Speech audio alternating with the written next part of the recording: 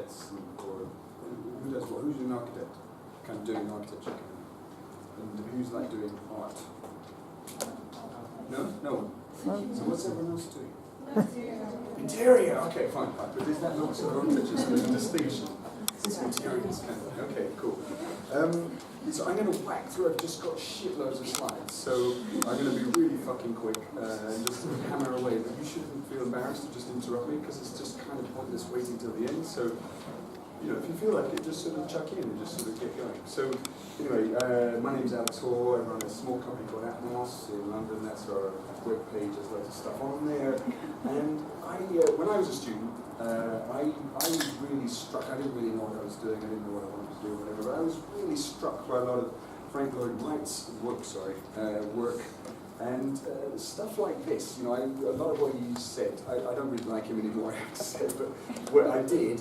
And a lot of what he said struck with me, stuff about solar architecture and all this stuff. And what I find funny when you look at a drawing like this is that you might notice that the building is actually almost not coloured. And what he's colouring is the sky and the trees and stuff like that. He's colouring in the context, and he's arguing that buildings sort of make this new atmosphere. That's why we're called Atmos. If I look at a building like this, and I look at the way that, or this one here, you look at the way that he delineates the building, and then you look at what he does with the sky. The skies are getting way more attention. So it was just kind of interesting to me, this idea that when we create things which are climatic envelopes, things to hide from the climate somehow, we're actually trying to create new climates of some sort, new atmospheres. So when I look at something like this, do you know what this is? This is the air. This is the air around you. This is the compartmentalization of the air around you into a radiomagnetic spectrum. So the thing that we think is completely empty is actually completely full. It's overfull. We're completely reliant on it. In fact, you're all plugged into it now, kind of thing. So, just a little background, just diving into projects. When I was a student, this is the last project I did. I was clubbing a lot. I wasn't really studying, basically. And I was arguing that clubbing was, well, it was quite hard work, actually. And I was arguing that, you know, when you go out, you can really be strenuous. You know, a lot of people go out to work out, kind of thing. You know, the gym is like the most nightmarish thing on the planet. You know, it's the hardest work we do. And at the same time, when we go to work, sometimes it's loads of fun. This is the basis of our social life. So I was suggesting that the two could merge and that we could actually have an office nightclub kind of thing. And I was going to make this out of music. I was listening to a lot of techno. So I dissected a techno track and analyzed it really heavily. And a lot of our work is kind of quite analytical. Somehow it's trying to create sort of crazy, intense lusciousness, but out of truthfulness. Somehow. So it was being very faithful to the data of this track. I was working with a computer scientist, this is when I was at Princeton. So I started to pull out all the data of this track and started to make it literally into floor plans, make all of the amplitudes into the actual widths of the floor plate, and all the sections through the music as the floor plate's actual trusses itself. So I started to create these crazy fields of information that I was going to argue were kind of fields of activity that you could sort of dance on or work on in some way. And this is kind of a little physical model of it. So this kind of musical landscape was winding between two buildings in Manhattan, and that crazy little sort of musical frequency form became the truss, which separated two surfaces and allowed all the surfaces inside of them to happen. So it created this landscape which had two surfaces on them. One of them was acoustically absorbent, one was acoustically reflective, so you start to have this sort of sense a little bit about noisy versus quiet spaces, and of course there's loads of naked clubbers as well as loads of people in the suits kind of cohabiting this single landscape in New York. So this is just, you know, it's something I feel very miles away from and at the same time very close to, because I think a lot of our work wants to be music, basically, wants to infect the spirit in the same way that it does. And I'm going to end with a project which is about music. So in the meantime, the first things that I did when I was no longer working for anyone else and just trying to do my own stuff, I was kind of doing arty stuff. And so I was teaching at the Architectural Association. I was teaching studios based on light. So I taught a studio for the first years on rain. First year I think I taught, no actually the first year I taught about sound of light, and so we were studying could you make an architecture out of light. The second year we did can you make an architecture out of rain, not just against rain but with rain. Anyway, here's the Architectural Association. It's a series of Georgian buildings, 160 rooms. You've got no idea what's going on inside this building, which is so kind of status conscious somehow. So 160 rooms, what the hell's going on inside them? I was given this exhibition space and I suggested I would put a doll's house replica of the whole school, and I wouldn't put the space in there, I would put the light in there. So I would map every single light fitting. So if it was this room, I would map that projector and all of the strip fluorescent lights. There's 1,057 of them, I think, or whatever, and I would hang them all in space, and they would all go on and off according to the activity of the whole school. So suddenly we'd have a surveillance model. I was massively into surveillance and sort of still am a little bit.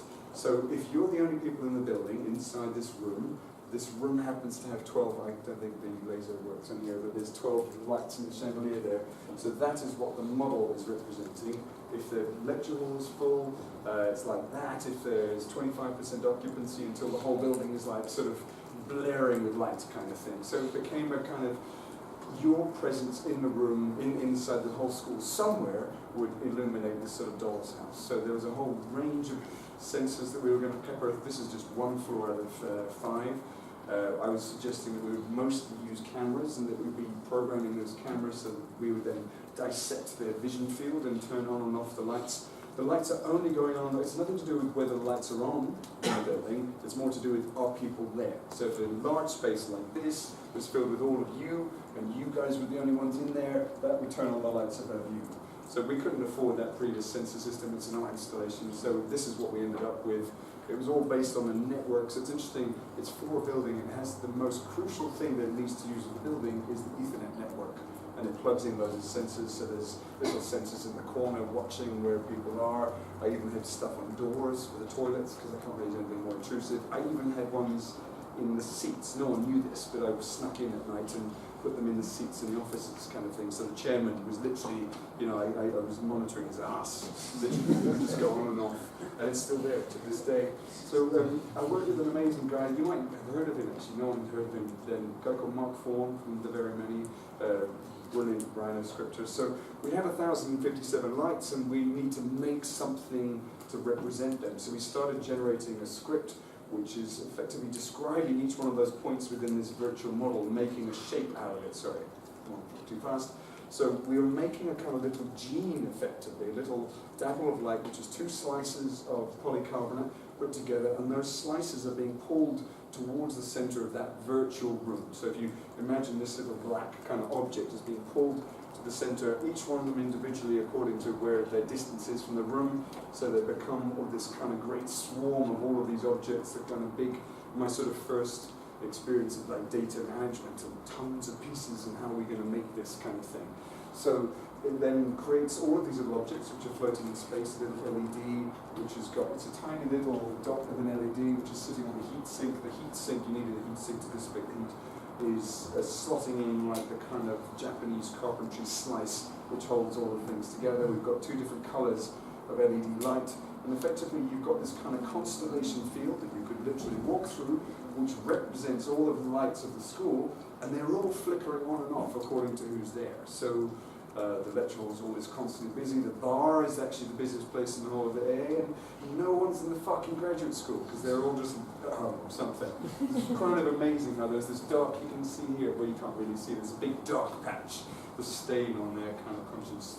And on the ceiling there's a great mirror, and that mirror is carved with all the rooms of the AA, so you can sort of dissect it back, you can sort of trace back what it looks like. And they're all hanging on this sort of data thread which is carrying power. There was an online thing as well, so you could take a slice through any part of the building, you could see in time. This is actually looking at the whole building. The color represents what type of light fitting it is, so it's telling you is it sort of slightly public, is it a slightly private area, because of the distinction between fluorescent and halogen. And then you could take a slice through time, and so here the vertical component is how long has that light been on for, how long has that space been actually occupied. It was called light hive, so the idea was really that we're all making honey somehow, and it's a little bit of a comment on surveillance, which maybe I had a negative viewpoint of initially, but of course surveillance is a thing that makes our lives go round in terms of Facebook, for instance. We are all connected and watching, and that's a kind of great thing for all of us to sense things, to know what's going on. So this was a kind of somewhere between surveillance is bad, surveillance is good. So next little tiny project, this time using cameras and projectors, very literally, very quick little project for a digital arts festival in London.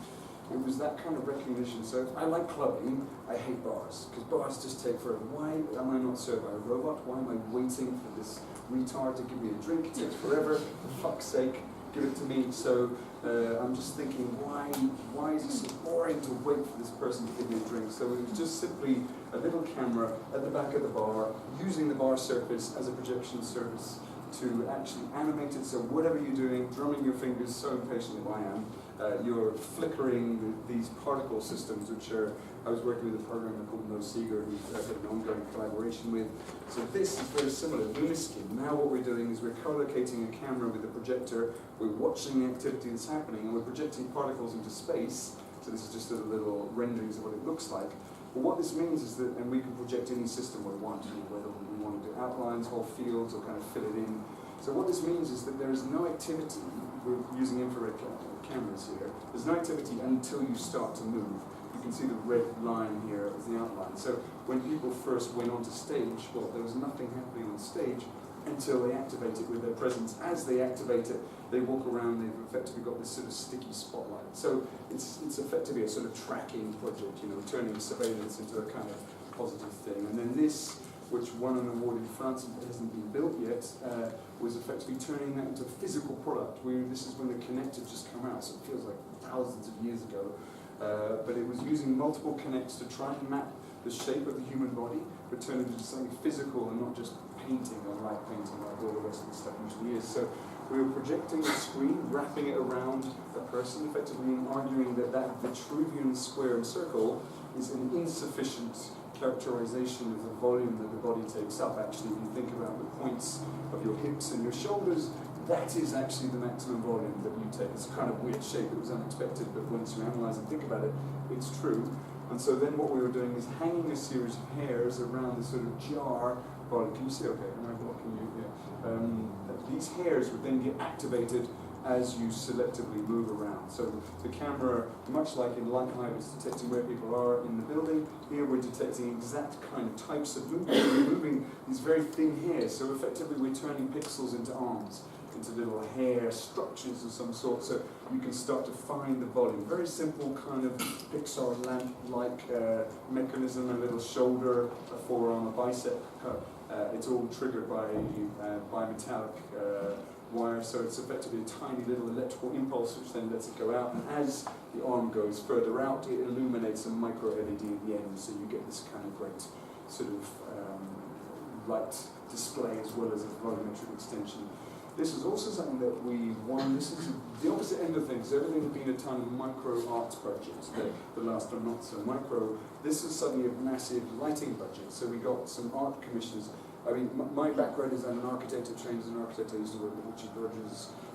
I didn't really love working with Richard Rogers. Wanted to do something slightly different, and just sort of stumbled into the art field really, just out of interest and sort of intrigue. And so once we started to do these art things, these art commissioners came up and said, "Hey, do you want to light Cutty Sark Station, for instance?" So this was Cutty Sark Station. We were suggesting we would inject lighting. The top there is the ground level entrance, and there's this sort of Pyrenean void. We were suggesting that we run these LED spaghetti lines that sort of follow passengers down into the station. They sort of map their paths, and the whole thing, crucially, would be powered again by cameras, because effectively what we were saying is, why keep this stuff on without being dynamic? Why have it bright and illuminated as it currently is? Why don't you illuminate it when needed? So we were using these very cheap thermal supermarket sensors. All supermarket aisles do this. They count how many people go to what thing, who's looking at what bread kind of thing. So it's a very cheap sensor. And that then allows us to illuminate selectively as thermal, so no one hiding kind of thing. And so we're running background colours that are quite dim, but as people start to move through the station, you know, a few people come and we start to illuminate next to them, a few more people, and then when you get the kind of train, you get this kind of sudden whoosh of light kind of thing. So you don't need to know when the train is, you can see the train is there kind of thing. And you're all, again, like Lighthide, collectively contributing to this. So another strand, so that was all a kind of light series of investigations, which some, you know, we still do some stuff. We did something last summer We also did a whole load of work to do with maps, and this was also light here. Same art commissioners gave us a brief to do something in this huge dock in Canary Wharf. It's a 300-metre long dock. It was an open brief. They just said, do whatever you want. And I was like, well, okay, great. What's the budget? Like, whatever you want. Okay, fine. So we were trying to think, because there's loads of art junk in Canary Wharf. There's tons of art, and it's all junk.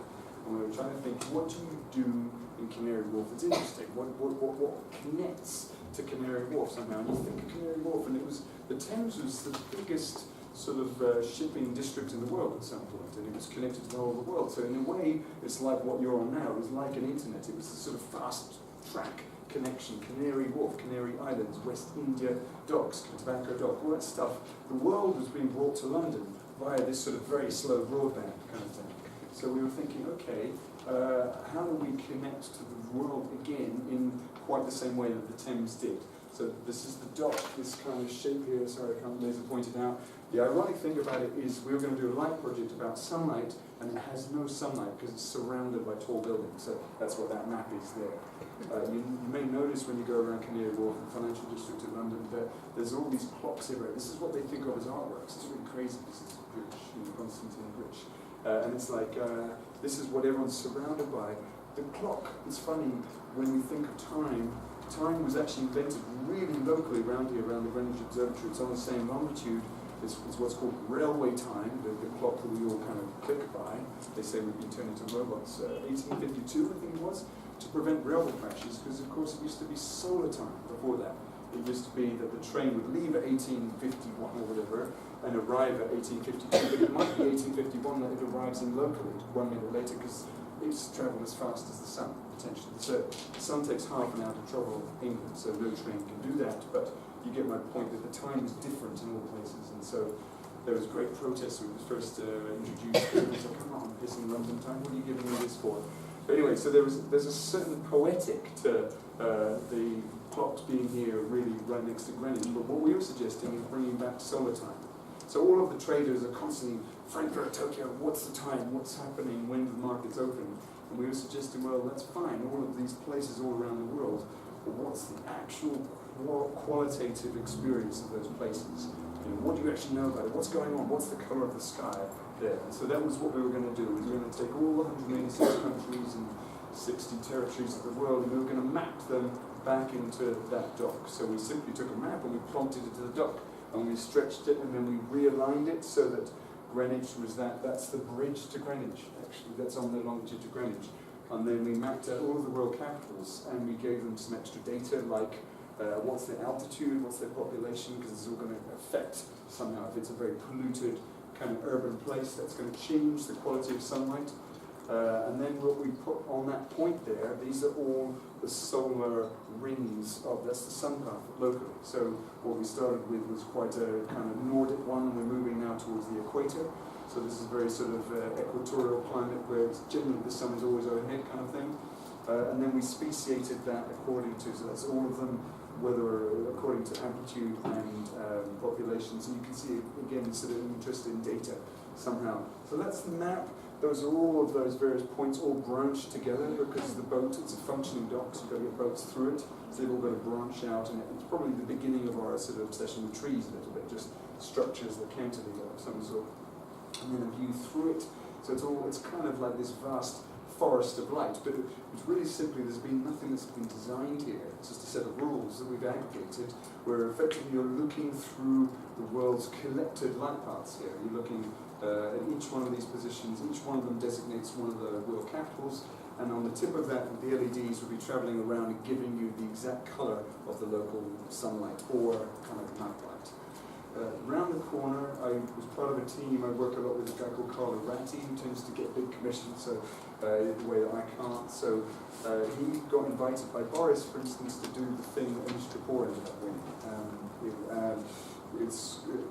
Our project was called The Cloud. Basically, it was a sort of thing for the Olympics. Again, a fairly open brief. Boris's brief was do the Eiffel Tower of the 21st century. Crazy sort of silly brief, really. It's like an observation tower. I mean, the Eiffel Tower, when it was built, was very unpopular, and Maupassant said the best thing about the Eiffel Tower is that when you go up it, you can't see it.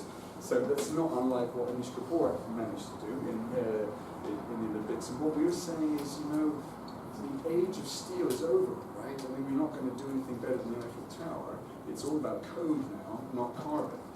And that was when Boris said, you know, this is being sponsored by a steel magnate. And so didn't get the job. But anyway, we were suggesting that it could be something to do with the great British obsession with clouds, which of course continues with the sort of cloud computing to this day, or a previous project, you know, I was talking about how light gets polluted. Turner, when he was painting clouds, was painting that pollution. He was painting industrial pollution. The taxonomy of clouds is a sort of British invention, so it's a British thing. And we were saying, well, we could take these little observation decks and actually float them all into one space and put them on little spindles. We're working with an amazing engineer called Jörg Schleich. We're working with another project we're working on a big thing for Dubai, which is twice as big as the Burj, which I'm sure will happen. But it's a kind of molecular crushing project. And the idea with this was that anyone could go up it, you get half an hour up it, you could cycle up it, you could walk up it, you swipe in with your Oyster, first half hour free, and then you pay. And you look through it to the rest of London, but you wouldn't just, in the same way that a cloud is a sort of object, but it's also a kind of field, it's an environment of some sort of droplets. You'd also be looking through a screen. Each one of these bubbles would be laced with LEDs, and you'd be effectively looking at an augmented reality. You'd look at sort of a screen which may well have broadcast stuff about the Olympics, kind of whether it's terrestrial or water-based, you know, huge kind of close-ups, or maybe broader activities beyond the Olympics, like a Tour de France, or performing stuff, or even, you know, everyone around the world congregating, or even have virtual fireworks kind of thing. And you could have all kinds of data in there. You could tell what sort of time of day it was as it trapped around. This is a plan of it. You could find out what's around you, what's happening on the local networks, who's in the cloud with you right now. You could have a red carpet show you where your home is. You could point out, you know, the age of everyone that's in that cloud with you right now. You could map back to Britain or Europe or, of course, the world, and then find out, well, where is China exactly right now, winning all of those gold medals? Who's getting the bronzes? Where are they? And that mapping also continues through the financing. So we were saying we couldn't really afford this for the budget. I think the budget was 18 million, and we thought it'd be about 45. So we were saying, you know what, there's 8 million pixels on this cloud. Why don't we timeshare those pixels with people from all around the world? Or another thing about that was saying, if there's 8 million pixels, there's roughly 8 million seconds in a year. You could get a pixel and just own it for £1, let's say, it's £8 million, so if you timeshare it's 32. So what use is the pixel to you from playing around, I want it green, I want it red, it doesn't matter really, but if you think about it the other way, you could have 8 million pixels for a second, as opposed to 1 for 8 million seconds. So, you know, for £1 you get the whole cloud, pretty amazing for 1 second. Anyway, we didn't get it, we didn't do steel, Anish Kapoor on it. So, when I'm not working, I'm trying to eat. I run this little project which is also exploring the world. It's called National Cuisine. In the borough of Newham, they speak 300 languages. It's a borough of 150,000 people. It's just extraordinary, you know, how much of the world is there. I'm sure it's the same here. But there's so much worldliness, so many nationalities, so many languages being spoken. So it seems like such a waste to not be exploring these things. So I run this little thing called National Cuisine, which originally started based on this National theory of how we eat. You know, you may know that chocolate grows only in -+10 degrees, or you may be familiar with where wine regions are, or the grain lines, or stuff like that. So it's a sort of valid theory of how we eat and how we grow stuff. So I started a thing where we would jump a latitude being our menu destination of the week, every week, and everyone would bring a dish. So it's just a way of collectively, it's a sharing economy, building a sort of incredible meal, a feast for 20 people or something. And then we switched at the end of that year to actually doing it longitudinally, so that now we do 360 degrees and 360 days. We start day 1 in England, longitude 1, day 2, longitude 2, day 3. We don't go there, we cook from there. So we just had one last week, day 20, longitude 20, crazy fucking line going all through Africa and Europe. So choosing one of those places. So these lines were dinners that we had, and the dots are people's choice of menus from there. The purple lines are if we had people coming back to the next one. It's open to anyone, and we've got a membership of like 1,500 people or something. Anyone could sort of skit around between these lines. It's a way of discovering the world. We expanding your cooking skills, meeting people, sharing, that kind of thing. So we eat the world, and we do all kinds of other themes, like we did an edible flowers night, or we've done stuff to do with the politics of food on Eid, or we did an architectural food night, so this is a structural salad, and this is a structural dessert, space framed. So there's other stuff that happens, but really it's all about people and getting people together. We had, one year, I think on the World Cup, we had 100 people. We put a massive map we called Bring Your Own Country, so everyone placed their country onto the map. In a meal of 100 people, you might get 150 nationalities. It's sort of extraordinary. This one, really interesting, we did a telematic one with Barcelona. It was this amazing, it was when the riots were sort of kicking off, and they projected their meal onto ours. So they had a camera, and they were in Barcelona, and we projected ours onto theirs, and we wrote each other messages. We could see their food on our plates, all that kind of thing. It's kind of amazing. We've done them on boats that we've constructed and stuff like that. We've done them all kinds of strange places. So if we weren't doing the cloud, what we decided to do was do a version of this during the Olympics, where the world was coming into London, and we kind of wanted to say, what, England isn't just about the BNP, it's kind of actually an incredible melting pot made of all kinds of cultures. So we made a table which is in the shape of the world, which sat 80 people, and it wasn't just a 2D table, it was a 3D table, trying to show the sort of full complexity of the world. It's sort of CNC cut. So here you can see, as you zoom into it, you've got quite a lot of data on the top surface. It's all CNC routed. We use quite a lot of digital fabrication. So the top surface of this table has got all of the world countries in it. It's got lots of world cities. Here you're seeing all of the slices of the world. You sit at the minus 2000 level in the sea, and you eat off the coastline. We're scanning through the mountains now. So that was Everest over there. Astonishingly, Greenland is really high. You're scanning through all of the sort of sections of them there, and so everyone's sort of becoming familiar with this world that unites us. And every table was simply 30 by 30 degrees, so there's 12 of those in the 360 degree thing that generates all these quite bizarre shapes, which really, in a way, are designed. Again, it's just a rule set, each of them comes with their own bench. So here we're looking from the west across to the centre. Now we're in Africa, looking down it, now on the far east of Australia, New Zealand, looking back at the Himalayas here, which I think we'll see next, straight on here. You might recognise India and Sri Lanka there. And all of the satellite data of the way that the world was polluted as seen by satellites out was actually scoured into the table itself. So all of those pop marks of the cities, this is the eastern seaboard, and that's the amount of light pollution. There's a crosshair, it's a capital city. If it's hatched, it's the water, because of course we've just got tons of water. So we ran this kind of event, madness. Really would recommend, unless you're a psycho, to do a restaurant 20 nights in a row for different food every night. We ran something called Global Feast. So we started in West Africa, as arguably we all did, so I'll just go out to this 1 second. Then we went to, all the Spanish and Italians hated this because we clumped them into one thing, the whole of Southern Europe. Then we did a British one, just to actually have to do that in an opening ceremony. And we scanned through, and what was quite sweet is that we ended with Brazil, kind of like a handover, so your turn. And we had a big kind of carnival thing. We had different entertainment every night.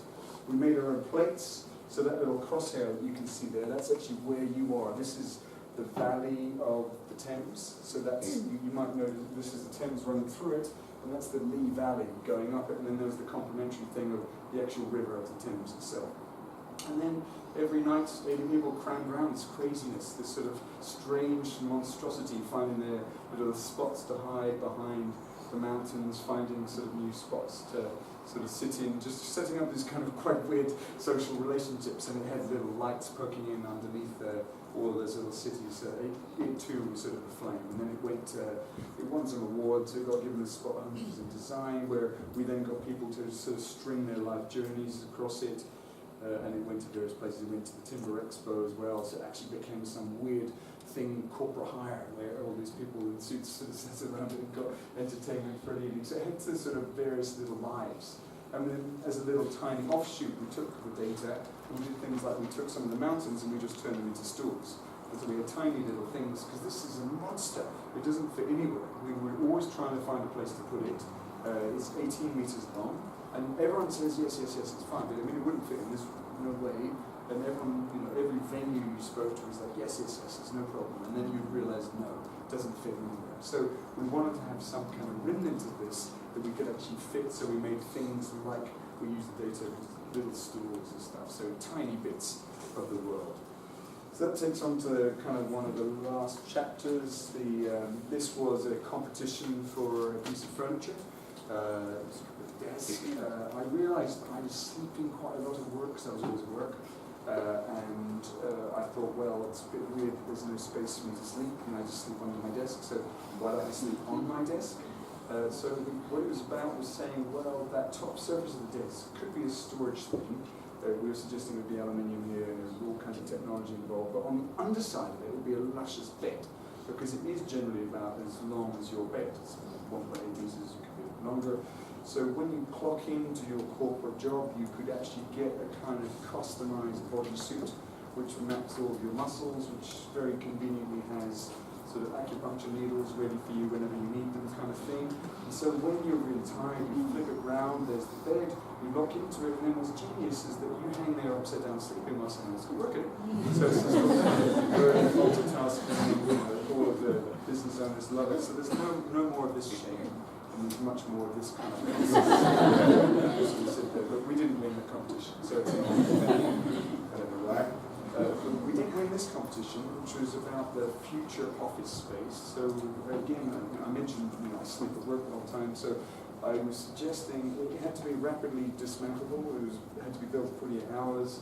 It had to be a 5 by 5 by 5 meter cube of some sort. So I was suggesting this is the first time we really started using CNC routing and plywood, which we use quite a lot, which is just cheap. So we made an environment which is lots and lots and lots and lots of sections. I did this competition while I was on holiday, so maybe it's a bit over kind of inspired by leisure, maybe, but there was lots of bed space, lots of lounging space. If you think of all of those advertising companies, they've got lots of couches and stuff. So it's not just sitting, we need to stand at work, we need to lounge, we need to lie, we need to do whatever. So there were 81 different positions that people could do, whether or not they're interacting in some way or not. So we took 8 piles of plywood, we cut them with ergonomic shapes, they could then fold down, they'd hinge together and fold down for transport, so the whole thing would then become this little block. So we could sort of move it around. That was all the total elements that we needed, kind of thing. It was all built around a shear wall, so we had to kind of put a floor down, put the wall up, and then slowly build each one of these layers across it. We were suggesting it would have foam, which we never actually got around to being able to afford. So very thick foam up to the top and very sort of hard foam down at the bottom. Here you see the slices kind of gradually coming towards you. So that's the whole kind of construction there. And then we first of all did it in the Truman Brewery. That was the sort of 4-day, it was for Tent London. Tent London had just started. So they used to run this thing called the Urban Time, I think, competition, which they stopped doing. So you'd enter through up these stairs, and everywhere, every surface is somewhere for you to interpret with your body. So we did have foam, actually, I forgot, down at the bottom there. There's all kinds of different positions. We had musicians come and do stuff. We had dancers thread through it, little seats built like desks kind of thing. There's TVs placed throughout it telling you what's going on inside. And then we did a kind of slightly improved version of it in China, in a jail actually. So this is the front entrance here. And then what was funny is we did a photo shoot with the Hong Kong University students who all saying, like, this is way bigger than my house. It was a tiny little micro environment. They all live in such tiny spaces. So tiny spaces, we designed one. This is the first time we did a house. This is in Stoke Newington. A bit of a problem with the house, and the plan is it was a listed building for the only shitty reason that it's just old. It had no virtue at all. It was just like from the 1750s, but crumbling, and no personality or anything. So they wouldn't let us put anything on it, so we could only sneak an extra story in, which is this thing at the top you see here, if it was invisible, if you couldn't really see it. So those are the windows, and you can see that happened to have a quite large parapet. And we could put something in here. This is something from miles down the street.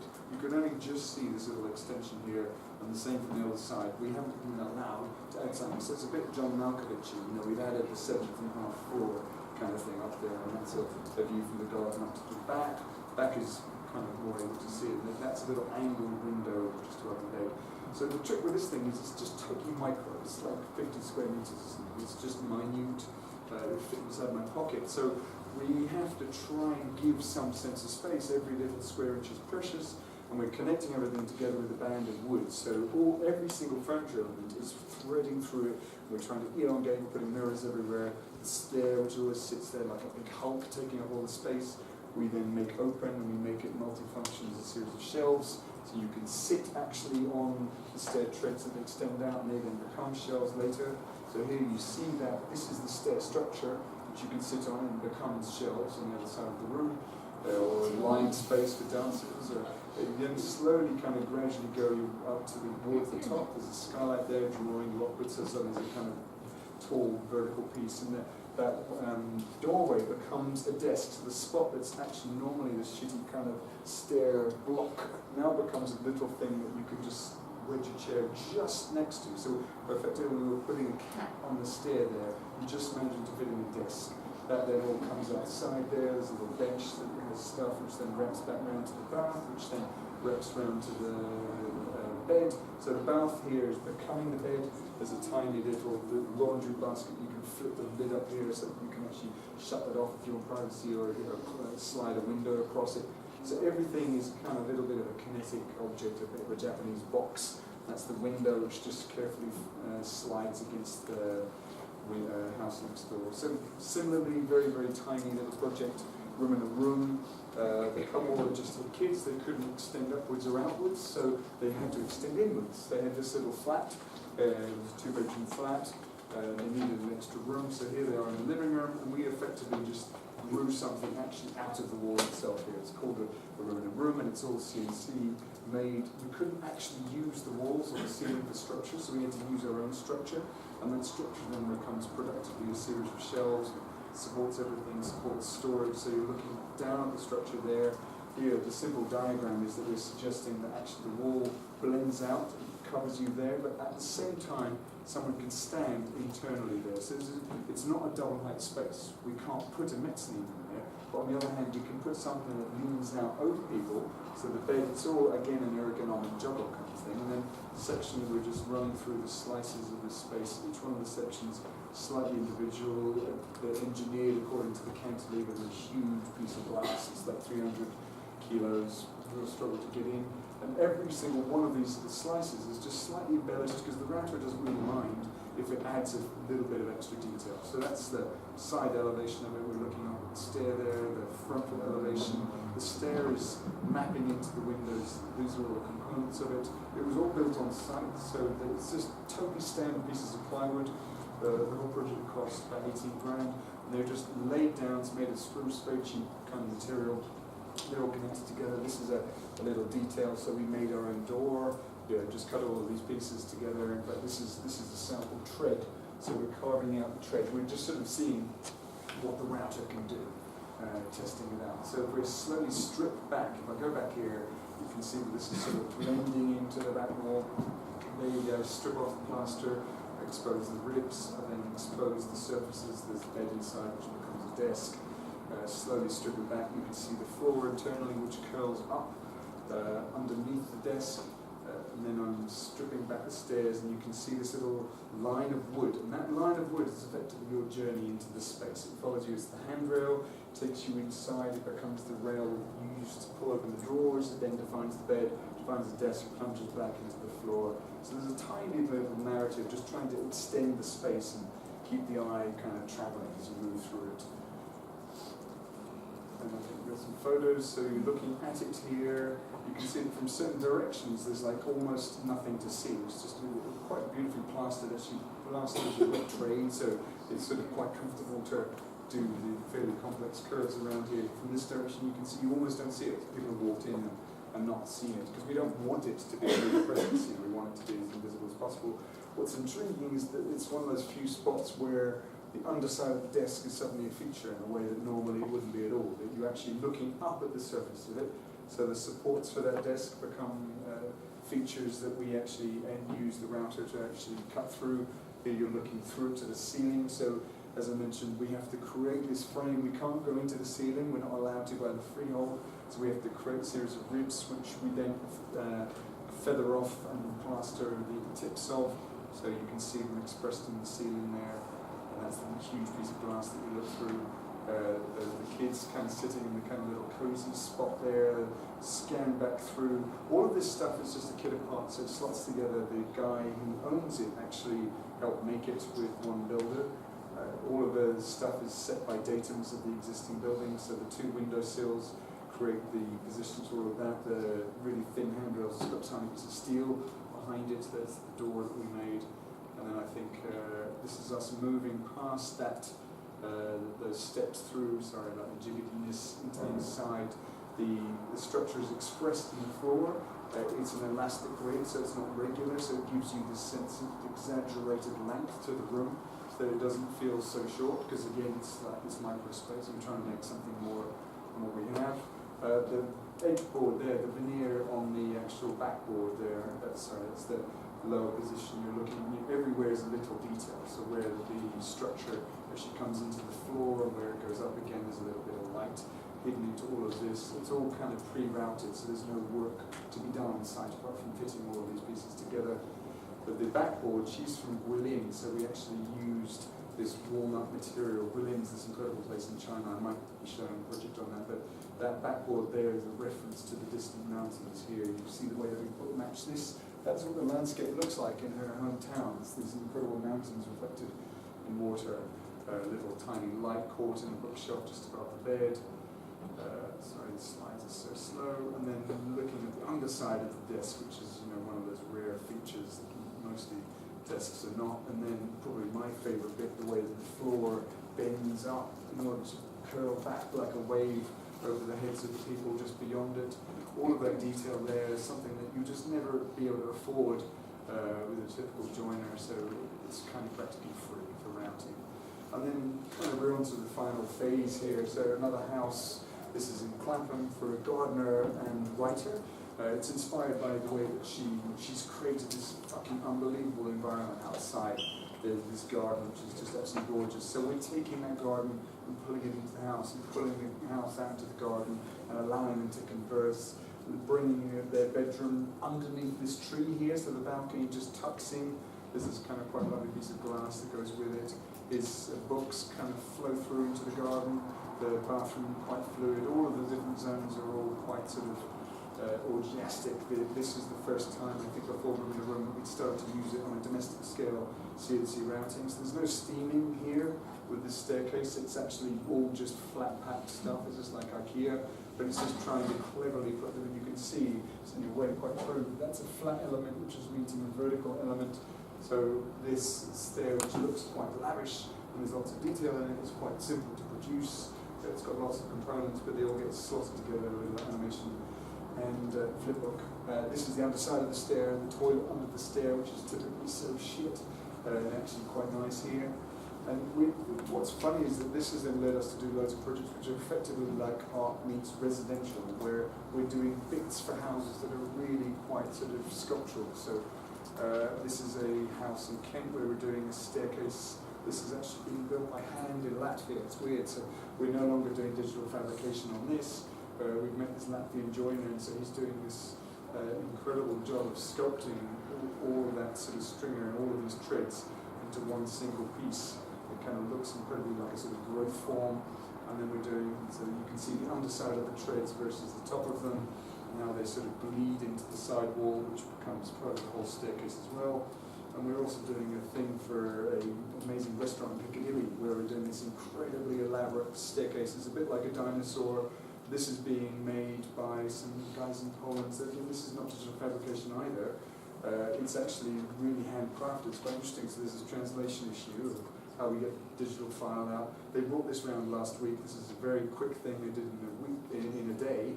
And their method of fabrication is really interesting because effectively they make their own plywood, but it's not cross-lapped. Mostly plywood is cross-veneered. Here it's all the same directions, so it enables you to create. They do it really quickly. They've been doing it for 50 years. You create your own incredibly sculptural, three-dimensional pieces of wood. So via the Room in a Room guys, we're getting to the end, promise. We got this project in China, which was about celebrating the local environment. This is Guilin, the place I mentioned before. These incredible cast vertical cigar-like mountains that are reflected in water. And the project here was to sort of celebrate this in an area which is a showroom and a bar and a gallery and all sort of stuff. So we're doing this kind of windswept facade. This hasn't happened yet, so we've got a very, very specialist kind of glass facade, and we're creating this kind of artificial lake. It's polished concrete at the middle level, and then we're doing a mountain above and a mountain below, and the stair is actually a kind of molten piece that kind of cascades. It's as if it was a waterfall pouring out from that top floor level here. So if you look inside, you see all of the rooms are effectively like mountains. They're using a similar technique to before. The structure is shelving, it sort of doubles as storage. Here we're looking from the facade in, so you see the sort of waterfall and stair back towards the mountains which are behind. So it's kind of quite simple, but obviously very extravagant geometry. The concrete then, this waterfall that you sort of ascend up becomes this very lavish bar and sort of dances through space. And similarly, we're doing a gate as a sort of processional marker to the whole space, which looks almost as if it's the facade that's been peeled off and caught in the wind. And then on the other side of things, we still do stuff that's very quickly. A few years ago, we just did this in a few days. It was for a tiny little festival in London. A friend did a CNC router. So we did this floating forest. It's a detachable piece of parkland. So you could just get on a little bit of park and you just float off in this little tree, get a bit, whatever, happy and dip into the water, had little plants going alongside it. We strapped two canoes together, put a little electric motor on it, and you could then go for a little sail on your bit of grass. You could just go for a little drift and snooze your way through East End waterways. And then similarly, we did a thing called the Mobile Orchard. This was 2 summers ago. Sorry, it seems to be on automatic. It seems to not be wanting to show the slides. This was next to the gherkin, places like that. These are the leaves on it. It was a pop-up tree, effectively celebrating trees. The trick about it was actually inhabitable. Sorry, I don't know why, but it's not showing off the slides. And you could climb up this thing. It was made again, routed from pieces of plywood. The branches would actually array into steps, and you could walk up it. So you see people up it.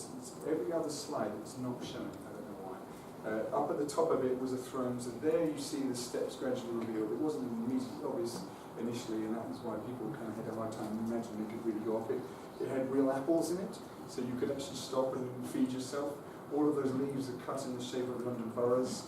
We can't afford to waste any kind of material, we have no budget, and the roots kind of lavished along the ground, and you can lie on them, and it becomes this kind of great inviting throne of some sort. You can walk your way up it. So here people are kind of gradually getting up to the top. You can choose alternative methods of transport if you want to.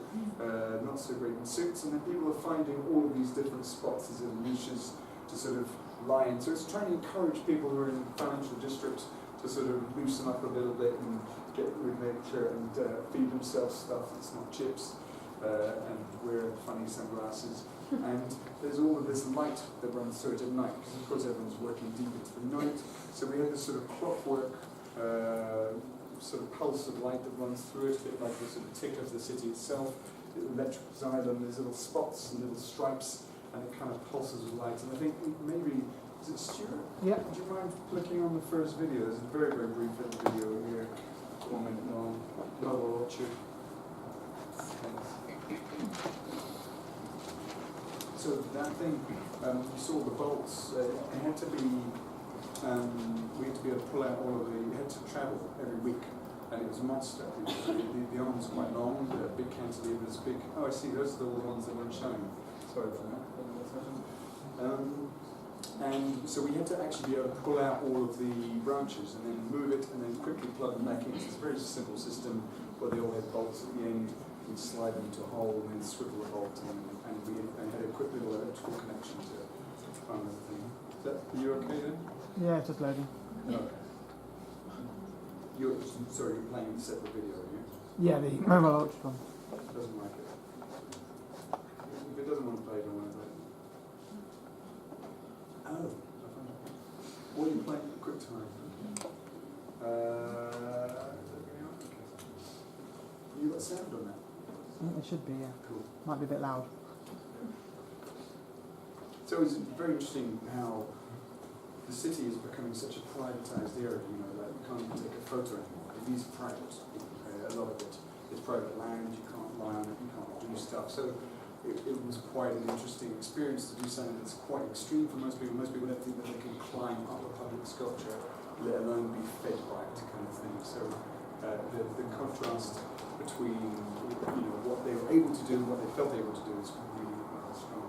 Don't worry about it. Just forget it. Should we just keep moving on? Doesn't seem very happy. Do you want to preload the other one whilst we go back to it? Because it's probably another same issue, right? The last one. So you can just click on it and then. I think this is a quick time anyway. Yeah. Okay, great. So just pause that. So very quickly, end of the final project which we did this summer. So it was for an amazing woman called Angelique, she's basically, she was running this festival at the Roundhouse in Camden, which was a festival of contemporary classical music. And she wanted something, it was only 4 days, and she wanted something that was going to, her whole shtick was classical music is dead and boring, and there are all kinds of people doing incredible things, and there were incredible people in the festival doing very strange things. But she wanted to reconfigure our relationship to music and classical music, and she has some tradition in classical training, whatever. So she wanted to create something where the audience, I don't know if you know her work, but she's often just really in touch with her audience. She's got zillions of Twitter followers and stuff, so they're often contributing stuff to her music. So she wanted in the Roundhouse for people to actually be able to contribute to the performances themselves. She's also got big interest in kind of cutting edge technology, so I don't know if you know, but she's got these gloves that she's been developing for some while. My music kind of thing, where effectively loads of accelerometers and sort of sensors which allow her to control music. It's all a bit in development and often kind of a bit precarious, but this is our venue, this incredible space, the Roundhouse, 24 columns, an old train switching station. And we had various ideas, various things we really wanted to do, various kind of mushy stages and so on. But really, one of the main things that we wanted to do was explode the music out from the stage all over, like a kind of shower over people, and enable them to interact with it. A little bit, so again, sort of endless tree fetish. Like a weeping willow, people could dangle and actually touch part of it, which was part of the final thing. And it was a little bit like this. Effectively, there's a series of tentacles, so there's 24 columns in this building. We bundled 24 strands of LEDs together and we pulsed them up one of the stage columns, and they then kind of go, oh, what the fuck is that? And they explode through the Roundhouse into this weird digital image. I don't know what that is, and this is the plan of it, so you can see it all. These yellow ones are wrapping around the oculus. That first image I showed is a skylight, which was originally that's what they were doing. Some of them are flinging backwards into spaces that are otherwise never seen. That's all that back of house stuff, this incredible ironwork. Some of them are pulsing towards people. Again, amazing image, very, very intriguing. And then here, this dissects how each individual person would interact with it. So there's some of the roots come towards you. Some of these pieces go along the colonnades and they kind of wrap and frame it. Some of them go backwards into the spokes that are otherwise never seen. Some of them come towards the people at the first floor levels, kind of wrapping around these big arches. Some of them drop down so that people in the middle of the stage can actually interact with it. Some of them go around the big dome, and some of them go up to the oculus. And this is a view towards some of this. And what we were looking for was not something which had a constant pixel pitch, like this does, that projector and so on, but something that would stretch, so something that was quite tight and would then expand open. And that was probably one of the innovations of this project, is the sort of elastic kind of pixelization of it. And the idea was really that it could run any number of techniques through it, that you could wash it with, it was all voice activated. There was a whole range of sensors that we looked at. What we eventually realized is that really what we wanted it to do would be sound, so music was making it. It was all in development forever, and then we got this great letter saying we've got 30 grand to make it, which was a huge amount of money, but still not really enough. So we had to scrabble around. That was about a month before the festival was opening, a month and a half. It's interesting once you've got, gosh, I can't remember how long this is, how many kilometers of cable it is. Once you're looking for that amount of LED, you can't really find it. It's just, it's suddenly you realise it takes 3 months to build in China, kind of thing. We found some people, we found a team. This is Adam Stark, fucking genius, great programmer, musician, audio analyst, and he wrote a piece of software called TreeJ, which effectively allows you to analyze sound and pulse control the LED lights we found this series of Phillips strings. So with all installations, it's always a little bit about not what your idea is, but what can you make happen, but what's the resource that you can get your hands on. So we found this stuff, and we started to make very, very, very long strips. We didn't know what it was before we started making it, but very, very long strips of LED, which are going to be elastic. They've got to be sort of resistant enough that they can bend without kind of cracking, but also bendable somehow. And with all of these, we're taping onto the printouts on the back. Every single distance between all of these LEDs is different, because effectively it's scrunched into this kind of video pixel on the trunk of the tree. And as it expands out, we then let it sort of attenuate. And there's also a whole thing about how the hell do you build this? Where do you build it? Where's big enough, like world scale? So we built it in the car park outside of the roundhouse. This is the structure arriving one day, the substructure that we're going to put on the column. That's one of the tree rings. This is our test build of it before we paint it one night. And that then goes onto one of these roundhouse columns. So everything has to be very sort of rapid. We've only got 4 technicians for 6 hours total, so we've got one little lift. So everything's about accelerating time, enabling it to be done as quickly as possible. All of those ribs then plug into it. So it's all, again, just like room to room, kit of parts, which all picks together, and then onto that the little LED strings go, just painted black. And what it's really contingent on is not just thousands of pixels, but thousands of people. Thousands of incredible people that we kind of put an appeal out to, who then all help us put all those individual pieces together. You can see it stretching through into the roundhouse. All of these kind of incredible people kind of making this kind of thing happen. There's Adam from the view from the grid. And then one night suddenly it appears, there's the trunk. So you can see here what was all very elastic. Because it's a swelling shape, you can imagine that the distance between all these pixels needs to be sort of micro-adjusted in order to create a picture that actually is going to be legible, because we could put faces through it. You can actually see your face on camera kind of thing. It appeared one night, that's just the trunk. People do all kinds of funny things. That we're looking up towards the top of it. Here we are at the mesh grid. And then actually a view from behind, interesting, where you can't of course see the pixels at all. And then suddenly we had a private view, which is this incredible moment, my favorite private view ever, where normally private view, you must go to them the whole time.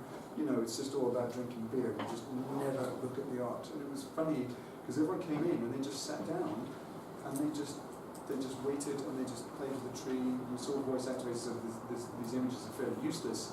But everyone just sat there and they just sung to the tree, and they kind of clapped and they made it dance. And so it's just responding in exactly the same way that Lighthide was a sort of map of human presence. This is now a map of human voice kind of thing. And people can send their voice up into the ether.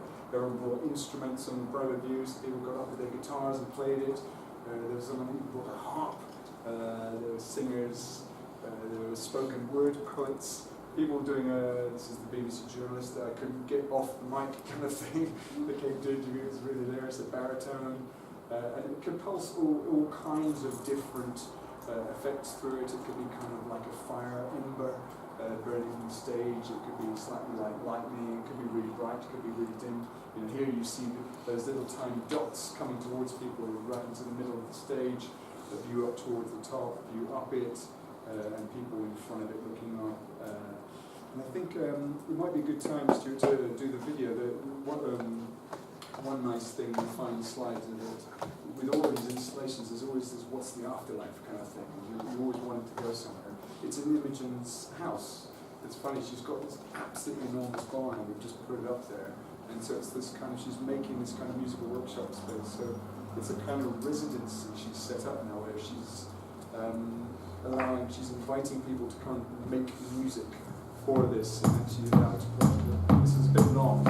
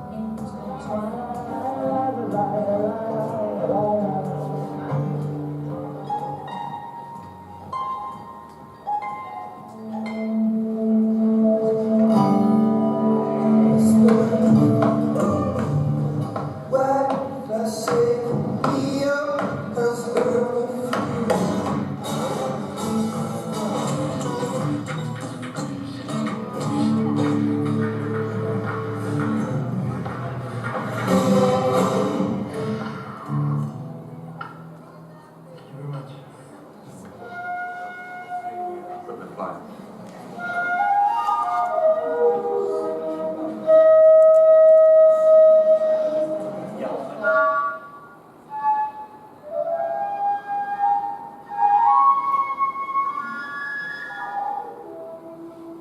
I've seen blue skies, I've seen sunrise. Get you in a hole.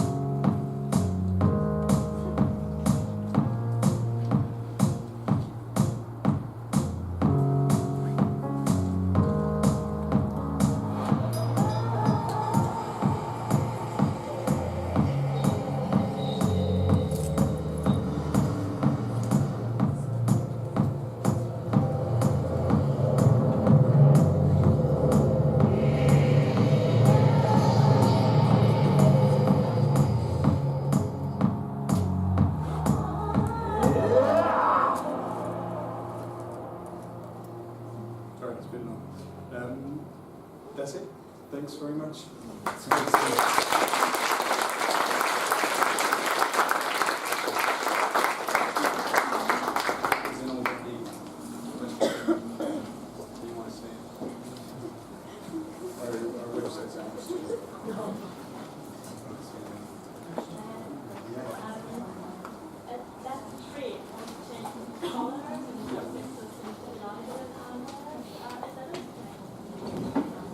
Yeah, so there's a whole range of different mappings that we can do.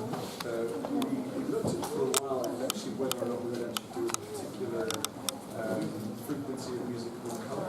We didn't end up doing that because what we needed to match the show, so actually that was a manual control. So we turned it to the red mode to match the red show, or you turn it to green mode. But generally it was, you might have noticed when the flutist was playing, for instance, it would generally go up or it would go down. That was one setting. Other times it would then flip around, so that it was just, this was now amplitude, whilst his setting was now actually frequency. Sometimes it would start in the middle, so the harpist is then going in the middle and bursting out this that way. So there were a whole range of different cycles that we could run on. So because it was open for 24 hours, 4 days non-stop. So you don't want people to sort of get bored with some legible translation. You want to do more.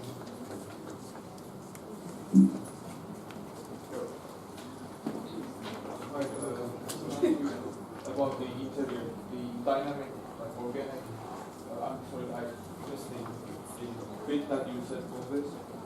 Don't you think that it's this dictated perfectionist area, and also dynamic? Do you think that it is a little bit claustrophobic also? It's not fit for daily life. Because you know, Which we need some not fit for relax, daily I life? don't know. I felt like I needed some space, you know. Even if it's fun to just ride with the stairs and... Are you talking about the room in the room? Yeah, the room. Oh, yeah. Well, so you're finding it too small? Yeah? It's not small, it's too dictated, you know. Oh, The too only thing that I articulate. can do, I guess, in there, it's just stairs. Then also, I see a little lot of space that I can fit into. Yeah. And no, it's artistically, I love it, but I cannot fit it in the daily life. So that was.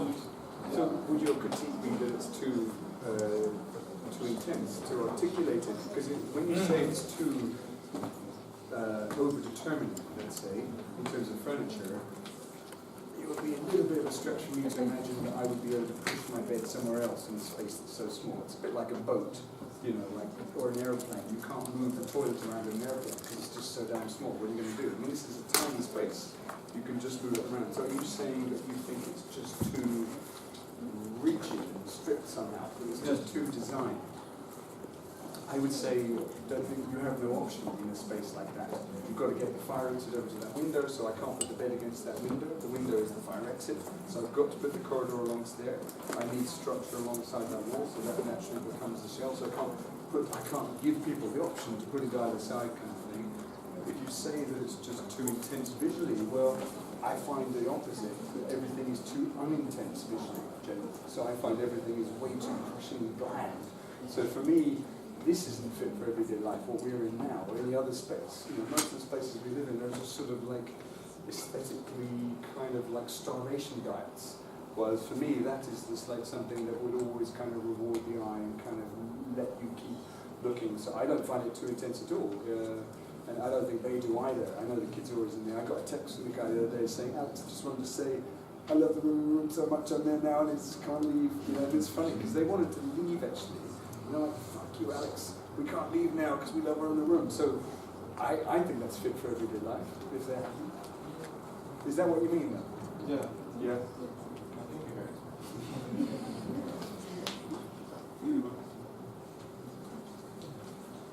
So talking about the same project, you said that it was in a freehold property. Did you build it in such a way that it can be mobile? You can take it out and put it in somewhere else then? Yeah, I mean, so effectively it's sort of self-supporting. It's got very minor tags into the walls, but really what we want to do is hang it from the ceiling, but we're not allowed to. We can't use the ceiling as structure because the concrete is of a sufficiently poor condition that they won't allow us to do that. So yes, you could do it. It would be a hassle because everything's sort of being screwed together and you're not going to get it out the door again. It's being glued together and stuff like that. It's not intended. But with things like that, you could effectively do that. I mean, part of the strength that it gains is by gluing and screwing. It's part of the technology of it. A lot of the things are effectively like that. It's just that they would be different. Something like the mobile orchard is designed to be dismantled or arboreal lightning. So, cool. I'm sure we'll get some food or go and get a drink or something. So anyway, if there's no other questions, thanks very much.